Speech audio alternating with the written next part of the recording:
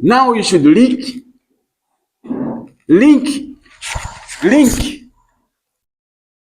this issue of responsiveness to factors that influence supply, to factors that influence demand. This thing called responsiveness, this elasticity, is actually a discussion of how do these things respond to the factors that cause the response. So for demand, you have been studying what factors affect demand apart from prices. So you can actually measure responsiveness to each of those factors. It doesn't have to be always price. Okay? So you can talk about responsiveness in terms of substitutes. You can talk about responsiveness in terms of income, in terms of preferences, in terms of future prices, when you're talking about demand. You can also talk about responsiveness for the supply in terms of cost of production, in terms of, all those factors that you are studying about supply. So this, what matters is that Q will always be on top there. Okay? Q will always be our what do we call the numerator? What do you call the number above? A numerator? Yeah. So the numerator will always remain the change in P, change in quantity. Okay? But down here, you can say change in income. What will be the elasticity when income changes? So change in income. It could be change in tastes. It could be change in substitutes. You can measure the responsiveness like we did with income. Salary yako irakoma muntu grocery sakusinta amount or akusinta kwa bill. Same thing. It's measuring the responsiveness. So these responses will depend on a number of factors.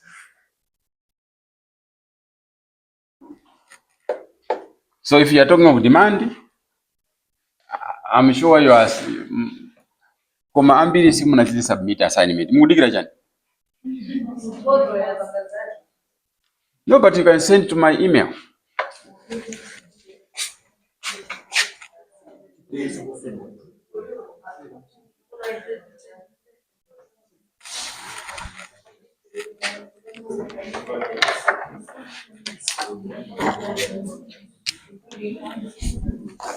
Because you are starting your mid-semester by 9 September. So you need to, we don't have much time. So it's, my email is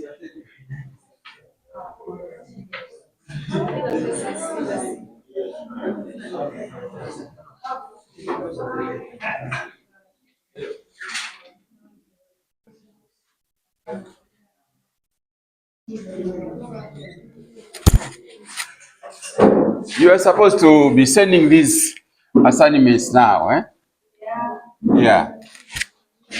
You don't panic when you have only 2 days to submit, then you start writing your assignments. No. It's part of your assessment, so make sure you write them well.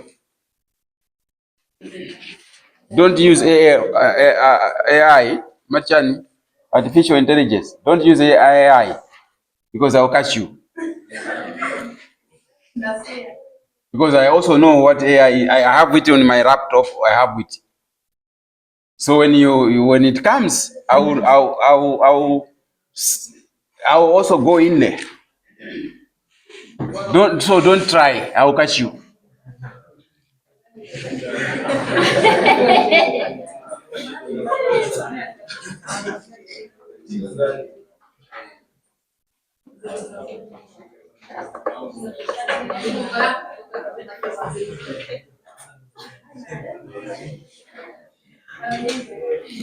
Okay, so what we have been discussing is exactly what is here.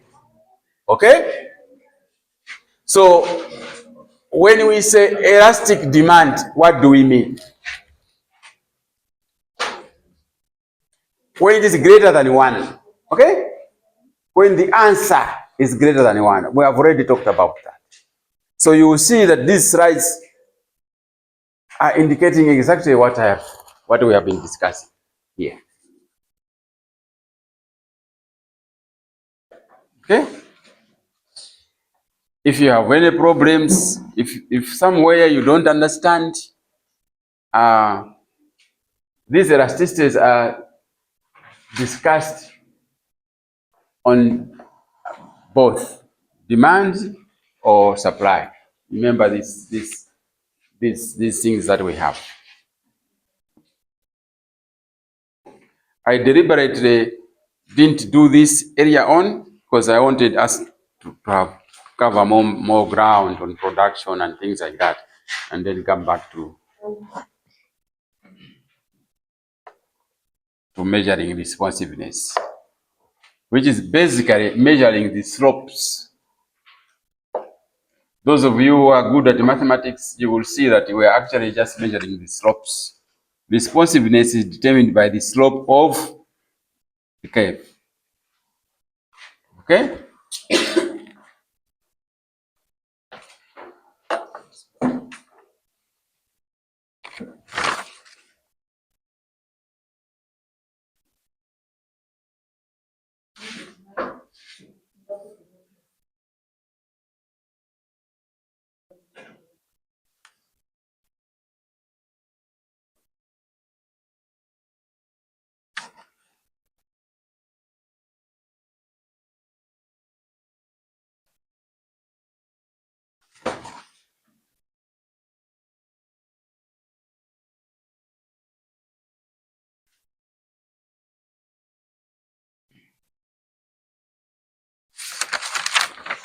Thank you.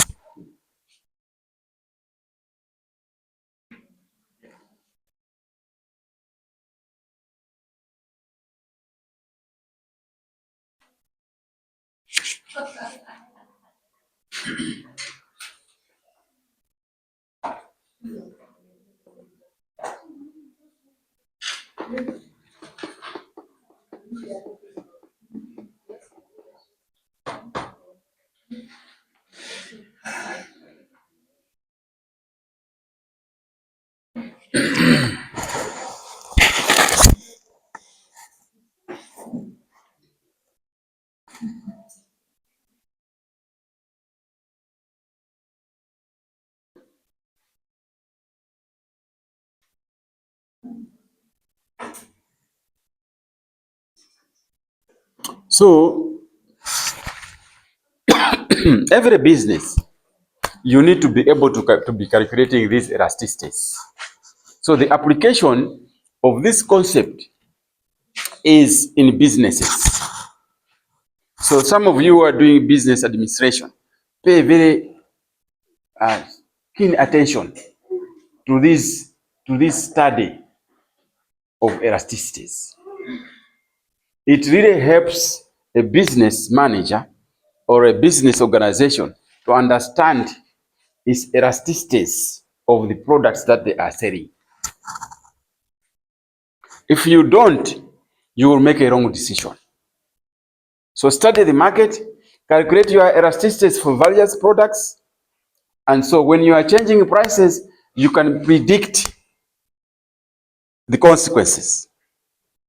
Because some of your products, if you ever try to change, thinking that, oh, when we increase the price, maybe we'll be able to make more revenue, you may actually be going into the opposite direction, depending on the elasticity of your particular product.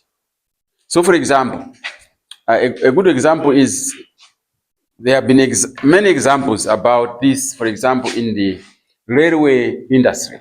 So if you are an economist in the at Malawi Railways, or now it's called SIA, you need to be able to calculate the elasticities of your train customers.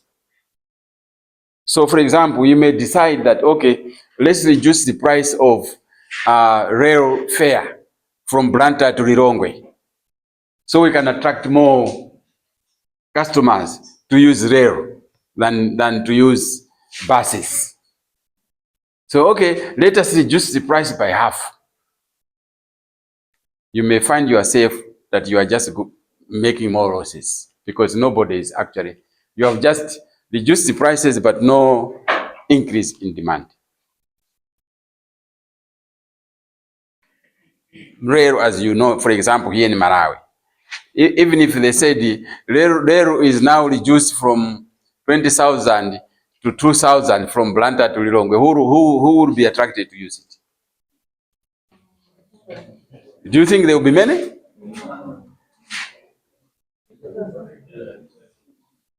Because the elasticity is negative. It's very inelastic. There's very little price elasticity of demand. The demand is not responding. Okay, so as a consumer responsiveness, it needs to be studied. When we say consumer, it's the demand line. When we say customer, it's the demand line. Remember, that's the reason I always try to make sure that we are always on the same page. When we say supply, when we say D, demand, we are talking of, these are usually, they are consumers. These are customers. They are buyers. So this line, always think in terms of those. And then when we say supply, these are producers. They are suppliers. And so on. So this is these are customers to these people. These consume what these people supply. So it should be very clear with you what we are talking about.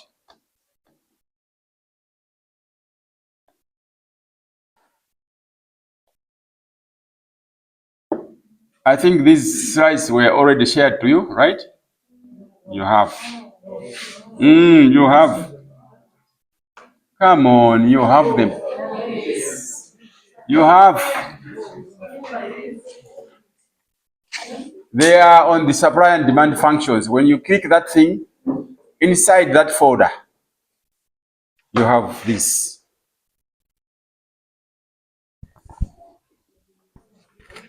So now that we have covered it in class, go back and see whether you understand everything about it. It's very important for you guys to be clear on elasticities. Now, one thing, please pay attention. One thing I want you to be able to, you know, sometimes as your lecturer, I assume some level of, you know, responsibility from you, some level of nakasi kuno ku university sitiri ku secondary. University guys are mzigo timati vana wako sukulu yako kachenjeze kachenjede kachenjede whatever. You are the cream, so we expect certain standards from you. From us, we expect some responsibility kwa inuyo ngati anthu you are at that level.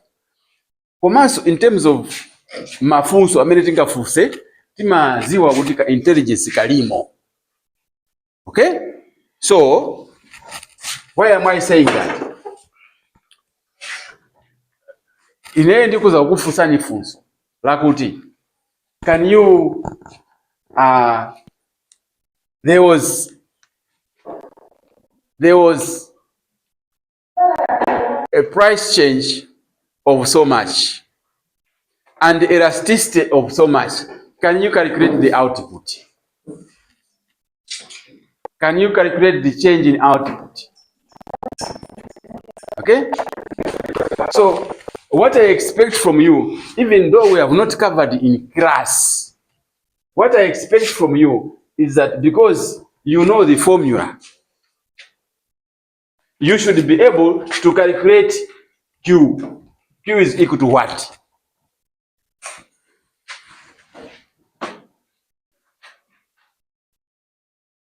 If you have been given these two, you should be able to calculate change in Q, right? I don't have to go and tell you everything. Some of the things I'm assuming that you have background knowledge. You did some algebra, you did some whatever, wherever you are coming from. So if you have this and this, you should be able to calculate this. So change in Q, you should be able to calculate because some of the figures you already have. So in this equation, Q is equal to what? How do we make sure we get Q alone here? It means we multiply change in P both sides, right? So you can now calculate what Q change in Q is. So in an exam, for example, I will not be able to explain to you those things. I'm just asking you to calculate chakut chakut.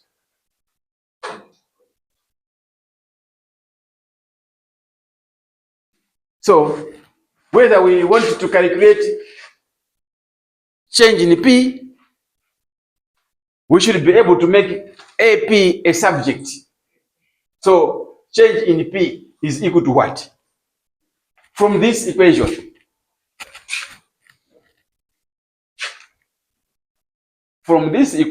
we should be able to calculate change in P. Okay? That's my expectation. Is there anybody here who is very, very weak in Masamu?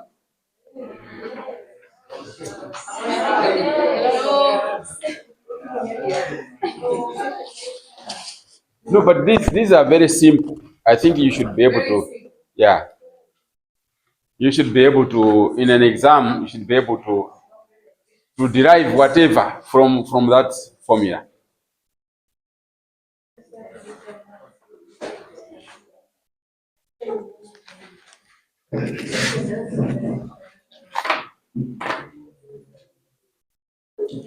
Especially when you move accounting, you should be quite good at